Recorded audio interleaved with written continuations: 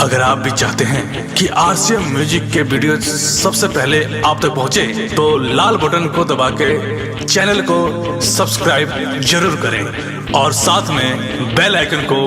दबाना ना भूलें।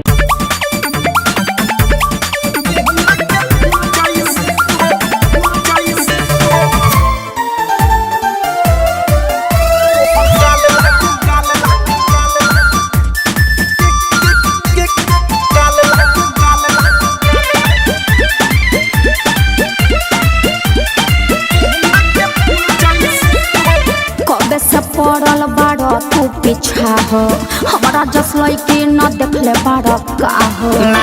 आज ले कहियो ना बोलो जान ले बुका कबे से पड़ल बाड़ तू पीछा हो हमारा जस लइके न देखले बाड़ का हो ऐसन का खास बाकी ताकत रयो से तोहर गाल लागे गेंदा के फूल जैसे है गोरी फूल जैसे तोहर गाल लागे गेंदा के फूल जैसे फूल जैसे है गोरी फूल जैसे हम पागल लौक रहे हैं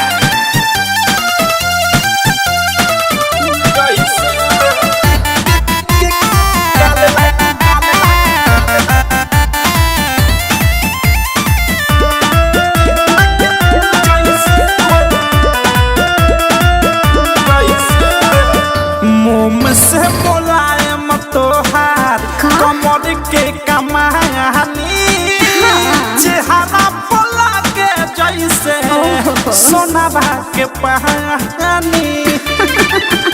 बात तो सही बा झूठे बारो परेशान हमर पहला से बखान तोहर जादू ना यही जा चली नहीं बात बन पाई इहां कोरोना कराई तू देखो दूसरा जाके गली भेजा में बात तू घुसला हमर सही कम है बाबी तोहर गाल लागे गेंदा के फूल जैसे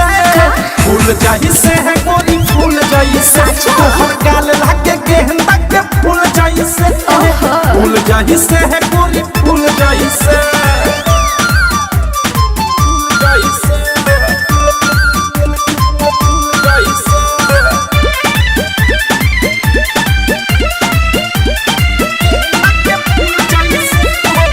सोचहु में बारू तू मखन मलाई कहे अनुराग के न फिदा हो जाई अरे बाप रे बाई का जौन सुन प्रेमी अवधेश बात बढ़ावा न विशेष हमके हो खता तोहरा पर डाउट सब चल गइल पता हमर चाटा जनी माथा पे हो जा तू यही जैसे आउट निर्मल योग्य से तू समझबा बात कैसे तोहर गाल लागे गेंदा के फूल जैसे है गोरी फूल जैसे तोहर गाल लागे गेंदा के फूल जैसे है गोरी फूल जैसे कबे से पड़ल बाड़ तू पीछा हो हमारा जस लइके न देखले बाड़ का हो ऐसन का खास बाकी ताकत रयो से तोहर गाल लागे गेंदा के फूल जैसे है गोरी फूल जैसे तोहर गाल लागे गेंदा के फूल जैसे है गोरी फूल जैसे कुछ भी बोलते हो।